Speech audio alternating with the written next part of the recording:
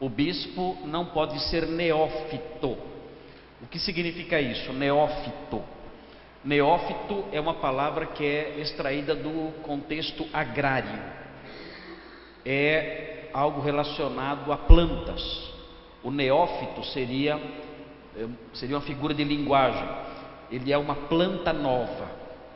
Então, o que o texto quer dizer, o que Paulo quer dizer, é que o bispo não pode ser um crente novo, um recém-convertido. O bispo não pode ser um recém-convertido. E ele explica aqui por quê. Vem aqui a explicação do próprio apóstolo Paulo. Ele fala que o bispo não pode ser neófito, e ele diz: para não suceder que se ensoberbeça e incorra na condenação do diabo. Ele diz que o crente novo, ele pode desenvolver, talvez por ter pouco tempo na fé, e logo ser elevado a uma posição de liderança, assim tão cedo, pode fazer com que ele se sinta superior aos demais. Eu cheguei agora, sou crente faz pouco tempo e já sou o líder dessa igreja. Isso pode gerar soberba no bispo. E o texto diz então que se ele se ensoberbecer, ele pode incorrer na condenação do diabo. Aqui essa expressão, condenação do diabo, pode ter dois sentidos. Isso pode significar que ele vai ser punido, condenado como o diabo foi. E aí fica a pergunta: como o diabo foi punido? E aí então nós temos que buscar em outras passagens da Bíblia e chegar à conclusão de que o diabo foi punido perdendo a sua posição. Então diríamos: olha, a condenação do diabo, se nós entendermos que é a condenação aplicada ao diabo, por analogia, considerando alguns elementos aí do ensino bíblico, alguns textos aí, algumas pistas, porque esse assunto é bastante obscuro, o assunto referente à queda de Satanás é bastante obscuro. Isaías 14, Ezequiel 28 são textos que nós aplicamos a Satanás com muita reticência, com muita dúvida se eles podem mesmo ser aplicados a Satanás. Mas a partir dessas analogias todas e dessas pistas, diríamos: o bispo perderá sua posição, assim como Satanás, que era um querubim da guarda ungido, de acordo com os textos proféticos, se entendermos esses textos como textos de dupla referência, então assim como Satanás perdeu a sua posição por causa do orgulho, o bispo orgulhoso, neófito, que desenvolve esse orgulho, também perderá a sua posição. Outra possibilidade aqui de condenação do diabo seria a condenação que é administrada pelo diabo. O diabo seria o instrumento da condenação do bispo. Não é, aí nesse caso, não seria a condenação que o diabo experimentou, mas a condenação que é levada a efeito pela instrumentalidade do diabo. É Deus condenando pela instrumentalidade do diabo. E aí então a pergunta que se levanta é a seguinte: o que seria isso? Esse bispo neófito que desenvolve essa soberba, de que modo ele é condenado nessa condenação que é instrumentalizada pelo próprio diabo? É possível, nós não sabemos com certeza, é possível que essa condenação seja explicada, haja uma pista dela no versículo 7, que está aí diante de vocês. Pode ser o seguinte, veja o que diz aqui. O 7 diz assim, falando sobre um outro requisito do bispo, ele menciona mais uma vez o diabo. Ele diz: pelo contrário, é necessário que ele tenha bom testemunho dos de fora, já falamos sobre isso, a fim de não cair no opróbrio, é outra coisa. E aí vem: e no laço do diabo. Então, a condenação do diabo seria cair no laço do diabo. Agora, isso levanta ainda outra questão: o que é cair no laço ou na armadilha do diabo? Bem, nós podemos ver 1 Timóteo 6,9, 1 Timóteo 6,9, que fala sobre armadilha. Veja 1 Timóteo 6,9, observe aí, essa seria uma construção possível. 1 Timóteo 6,9, prestem atenção nessa construção. 6,9, que diz assim: ora, os que querem ficar ricos caem em tentação e aí vem a palavra traduzida aqui na minha versão, caem em tentação e cilada.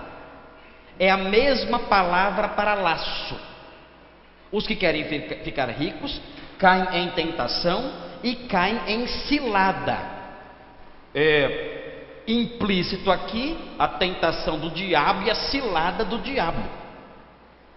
E aí prossegue o texto: e em muitas concupiscências insensatas e perniciosas, as quais afogam os homens na ruína e perdição. Então existe uma conexão aqui entre laço e ruína e perdição.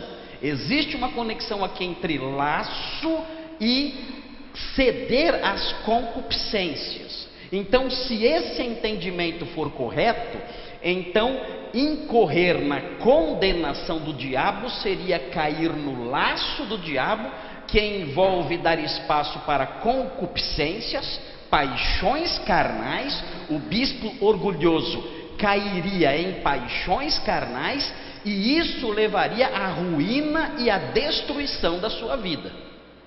Agora, além disso, nós temos mais informações sobre o laço do diabo no capítulo 2 de 2 Timóteo. Então prestem atenção nisso também. Vejam 2 Timóteo, no capítulo 2, versículo 26. Vocês estão me acompanhando? Está confuso isso? Não?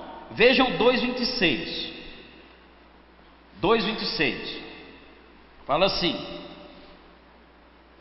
2,26.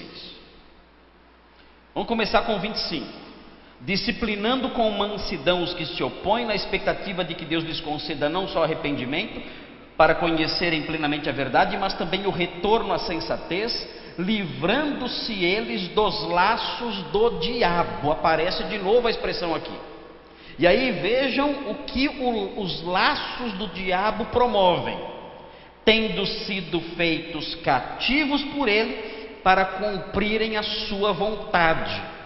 Aqui os laços do diabo fazem com que a pessoa enlaçada faça a vontade do diabo. Então, o que nós temos a partir dessas construções? Se nós entendermos a condenação do diabo como sendo a condenação que é levada a efeito pela instrumentalidade do diabo, então é possível que Paulo esteja dizendo o seguinte: não invista ninguém no ministério sendo novo convertido, porque o novo convertido poderá desenvolver orgulho, e o pastor orgulhoso corre um sério risco. Qual é o sério risco do pastor orgulhoso? Ele pode cair no laço do diabo, na condenação do diabo, que é o laço do diabo. E o laço do diabo faz o quê? Faz com que ele dê espaço para concupiscências e sua vida seja arruinada. E mais do que isso, faz com que ele realize a vontade de Satanás. Imaginem, e isso mostra, é uma imensa tragédia isso, mas isso mostra o perigo que corre o pastor orgulhoso. Aqui no caso ele aplica o orgulho ao neófito, dizendo: olha, o neófito ele corre um risco maior, ele pode se tornar orgulhoso, mas o fato é o seguinte: se o pastor se tornar soberbo, ele pode incorrer na condenação do diabo, que talvez no pensamento de Paulo, quando nós olhamos o versículo 7 e na sequência 2 Timóteo 2,26, isso envolveria destruição da vida dele, total, e ele começar a fazer a vontade do diabo. Então o que temos aqui é um alerta muito sério contra a soberba de um modo geral. É claro que Paulo orienta acerca do perigo em pastores neófitos, dizendo: olha, não faça, não permita que eles existam, pastores neófitos, porque pode ser orgulhoso, pode ficar orgulhoso e todo esse problema acontecer, o que mostra o perigo do orgulho para qualquer pastor. Agora, uma pergunta que é levantada é a seguinte: durante quanto tempo alguém é neófito? Essa é a grande pergunta. Um moço que é convertido há 5 anos é neófito? Essa é a pergunta. Nós temos que saber o que é um neófito. E o apóstolo Paulo não explica o que é um neófito aqui. Então, para nós descobrirmos o que é um neófito, nós temos que buscar evidências bíblicas, temos que tentar descobrir, entrar na mente do apóstolo Paulo e descobrir o que estava na cabeça dele quando escreveu a palavra neófito. E nós não temos como entrar na mente do apóstolo Paulo, conversar com ele, entrar na mente dele, a não ser por meio dos seus escritos. Quando nós lemos os escritos do apóstolo Paulo, nós podemos descobrir um pouquinho do pensamento dele.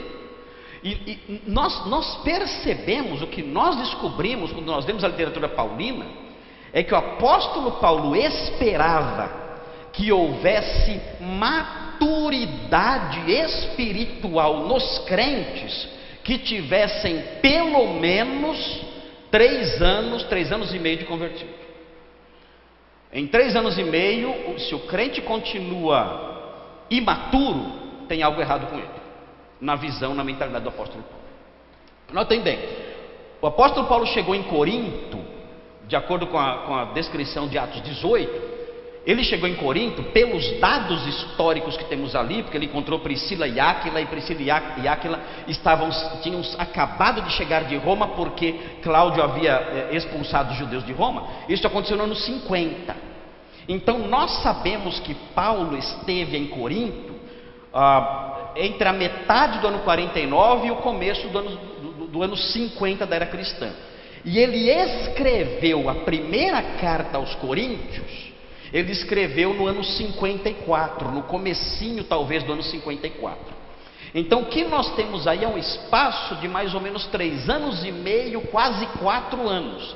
E ele escreve aos Coríntios dizendo o seguinte: se ele chegou lá no ano 50, começou a evangelizar, e a igreja apareceu mais ou menos lá pela metade do ano 50, começo do ano 51, e no ano 54 ele já escreveu para a igreja, então os crentes deviam ter mais ou menos 3 anos e meio de crentes, de conversão. E ele fala o seguinte: vocês são crianças, e não era para vocês serem crianças.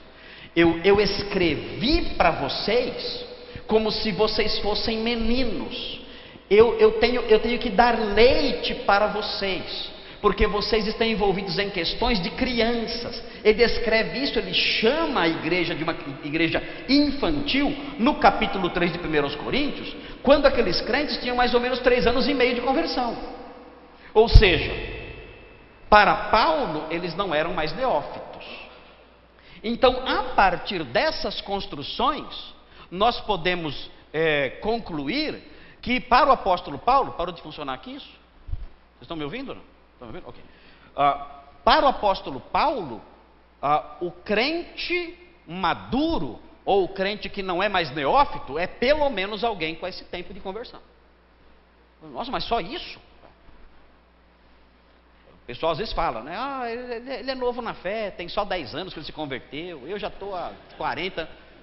Desculpe, mas um cara com 10 anos já é para ser professor. De acordo com Paulo, o convertido com 3 anos e meio, 4 anos já é para ser mestre na igreja. Uau, é isso? É. De acordo com Paulo é assim. Nossa, mas eu estou há 10 e eu não sei nada. Está atrasado. Imagina o que Paulo ia dizer de você. Se ele chamou os coríntios de crianças, imagina você, é um anão, né? Eles são crianças, você é anão, você já é um velho que não cresce, né? É complicado. Então, a rigor, para manter a margem de segurança, decorrente da evidência bíblica, você coloca aí alguém que deixou de ser neófito com mais ou menos 3 anos e meio de convertido. Então, o homem com 3 anos e meio mais ou menos já pode ser pastor. Só isso? No padrão de Paulo, com 3 anos e meio tem que ter maturidade, já não é mais criança não. Não é mais planta nova não. Muito bem. Veja aí na sequência da lista de Paulo, ele fala o seguinte, voltando lá para o nosso texto, de 1 Timóteo 3, ele diz o seguinte: pelo contrário, é necessário que ele tenha bom testemunho dos de fora. Os de fora aqui são os incrédulos. Os incrédulos, usando o senso comum, eles têm que perceber que o pastor é um homem íntegro. Mesmo sem conhecer a Bíblia, mesmo sem conhecer a verdade do Evangelho, eles pelo senso comum, o senso natural, a ética natural que a pessoa tem, as noções naturais de justiça e retidão que o incrédulo tem, ele tem que olhar para o pastor e ver que o pastor é um homem íntegro. Ele tem que ter bom testemunho dos de fora. E o texto fala, a fim de não cair no opróbrio. Essa palavra opróbrio significa desgraça. Mas note bem, não é desgraça financeira, não é desgraça na saúde, não é esse tipo de desgraça. A desgraça de que fala aqui é a desgraça da vergonha. É a fim de que ele não caia em vexame, em vergonha, a fim de que as pessoas não olhem para ele e zombem e ridicularizem, apontando quão vergonhosa é a sua conduta. Então isso não pode acontecer. O pastor não pode ter um testemunho tão ruim ao ponto das pessoas olharem para ele e apontarem para o modo vergonhoso, fazer com que ele passe vergonha por causa daquilo que ele tem feito.